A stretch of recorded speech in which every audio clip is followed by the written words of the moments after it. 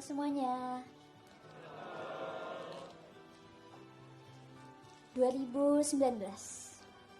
Aku, gadis berumur 14 tahun yang saat itu sedang duduk di bangku kelas 3 SMP. Yang aku lakukan hanyalah bermain dan belajar. Di tahun yang sama, aku juga baru saja kehilangan mimpiku sebagai seorang atlet karena kesehatanku yang menurun. Di masa penyembuhanku, aku sempat putus asa. Aku takut semua hal yang aku lakukan akan sia-sia. Namun, beberapa orang di sekitarku berkata, "Kamu itu masih terlalu muda untuk mikirin hal kayak begitu. Padahal masih banyak loh hal yang kamu bisa lakukan." Ya, yang mereka katakan benar. Itu membangkitkan sebuah ambisi dalam diriku untuk melakukan suatu hal yang baru. Tapi, apa yang harus aku lakukan ya?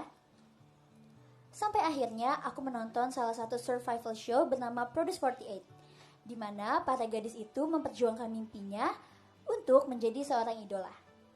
Di saat itu juga, aku menemukan fakta bahwa AKB48 memiliki sister group bernama JKT48, idol grup terbesar di Indonesia. Pada saat itu, dalam pikiranku adalah, aku bisa nggak ya kayak mereka? Kayaknya mustahil deh. Namun, setelah kesehatanku membaik dan mendapat dukungan dari orang sekitar, pikiranku berubah menjadi, aku yakin aku bisa seperti mereka. Rasanya aku ingin membangkitkan semangat mudaku lagi. Walau sempat gagal di audisi generasi ke-8, namun pada 1 Desember 2019, Tuhan menakdirkanku untuk bergabung di generasi ke-9. Mungkin Tuhan juga sudah menakdirkanku untuk bertemu dengan keluarga kecilku, yaitu kami. Tanpa mereka, aku tidak tahu bagaimana aku akan melewati berbagai masa sulit di sini. Terima kasih ya. 2020. 4 bulan setelah aku bergabung di JKT48, virus corona malah masuk Indonesia. Dan terpaksa kita semua harus melaksanakan lockdown. Pada tahun ini, aku bingung. Apa yang harus aku lakukan di sini agar aku bisa berkembang? Shonichi generasi 9 pun baru bisa dilaksanakan setelah 9 bulan kami di sini, tanpa penonton. Ya, di tahun ini, aku juga terpaksa harus kehilangan teman-temanku karena adanya restrukturisasi.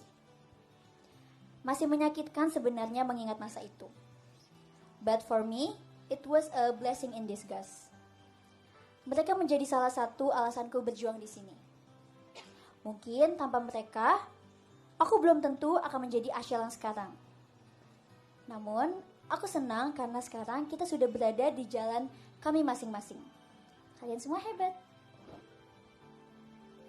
2021. Perjalananku baru benar-benar dimulai di sini.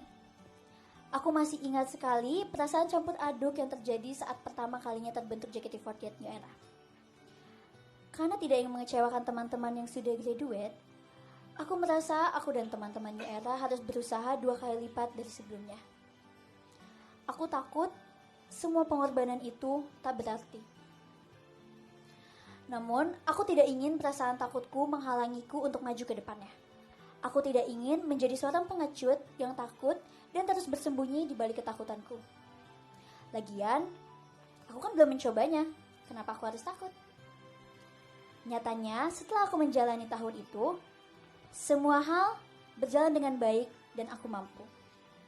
Rasa sesal pasti ada, tapi aku lebih baik menyesal telah mencobanya daripada menyesal karena tidak melakukannya sama sekali.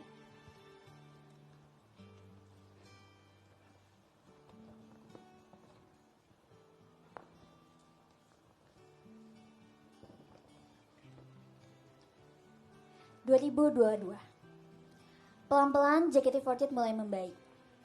Aku senang saat JKT48 mulai dikenal melalui banyak platform, salah satunya adalah TikTok. Aku juga bersyukur karena mulai banyak orang awam yang mengenalku dari platform tersebut. Aku percaya kita semua sudah diberi rezekinya masing-masing. Jadi tidak perlu membandingkan mana rezeki yang lebih bagus atau rezeki yang lebih buruk. Karena itu semua udah ada porsinya kok. Mungkin di tahun pertengahan 2022, aku belum mengerti bagaimana caranya menghadapi sebuah ketidaksukaan dengan besar hati. Yang bisa aku lakukan saat itu hanya menangis setiap hari. Bahkan aku sempat takut dengan adanya hari esok.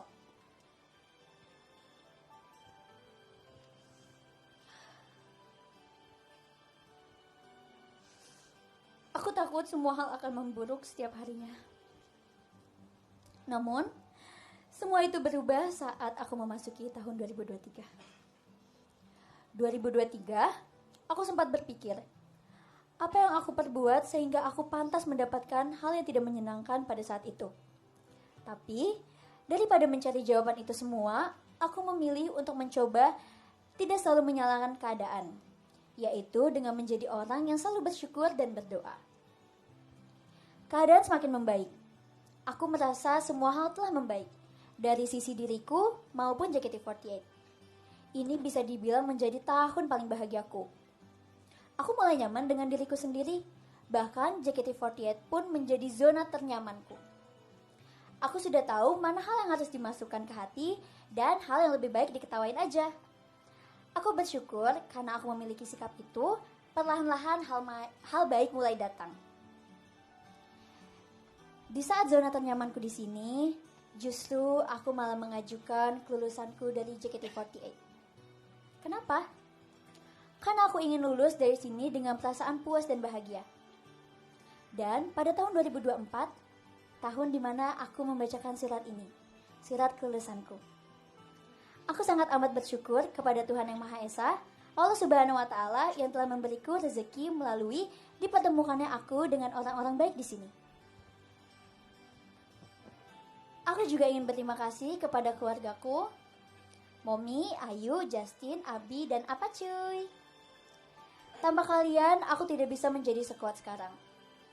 Terima kasih sudah menjadi garda terdepan untukku, sudah selalu mengalah dengan waktuku, selalu mengerti perasaanku, dan selalu mengarahkan yang terbaik untukku.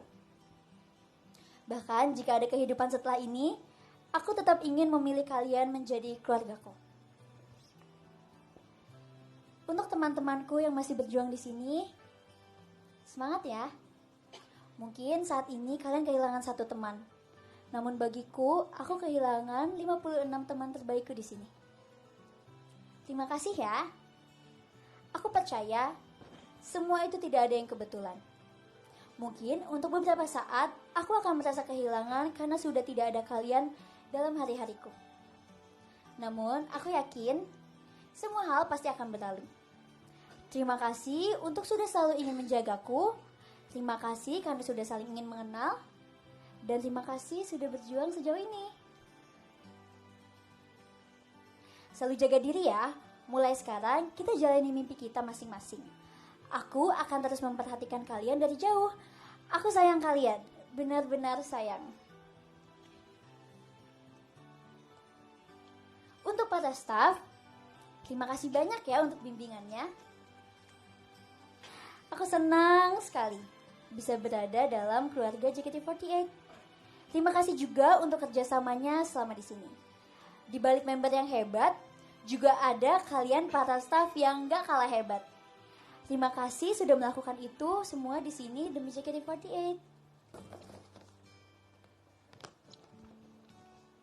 Dan yang terakhir untuk kalian, para penggemar terbaikku. Terima kasih banyak untuk segalanya, segala-galanya. Seperti yang aku katakan di graduation announcement-ku, awal tujuanku masuk dan bergabung di JKT48 karena aku ingin menjadi alasan orang lain bahagia. Aku ingin kalian menemukan semangat hidup kalian lagi setelah melihat kehadirannya diriku. Terima kasih untuk segala waktu, perasaan, mental, fisik, dan materi yang sudah kalian tumpahkan ke diriku. Aku sangat senang dengan segala dukungan positif dari kalian sekecil apapun itu. Aku bersyukur karena Tuhan sudah menakdirkan jalan hidupku agar bertemu kalian semua di sini. Terima kasih ya untuk semua penggemar yang mengenalku dari awal aku di sini sampai di sekarang. Kapanpun waktu kalian mengenalku, kalian akan selalu menjadi bagian penting dalam perjalananku di sini. Dan dimanapun kalian berada, keberadaan kalian akan selalu aku rasakan. Aku sayang kalian selalu. Terima kasih ya. Sebelum menutup suratku, aku dengan tulus ingin meminta maaf jika ada kata-kata atau perbuatan yang sempat menyinggung hati kalian selama ini. Bagaimanapun, sebagai manusia, aku pasti pernah melakukan kesalahan yang sengaja maupun tidak disengaja. Hari tidak akan berhenti di sini. Namun, pada hari ini, aku akan menutup perjalananku sebagai Ashel JKT48. Aku akan membuka lembaran baru sebagai Adzana Ashel. Dengan ini menyatakan, aku Ashel dari JKT48 benar-benar lulus dari JKT48. Terima kasih semuanya. Semangat Ashel.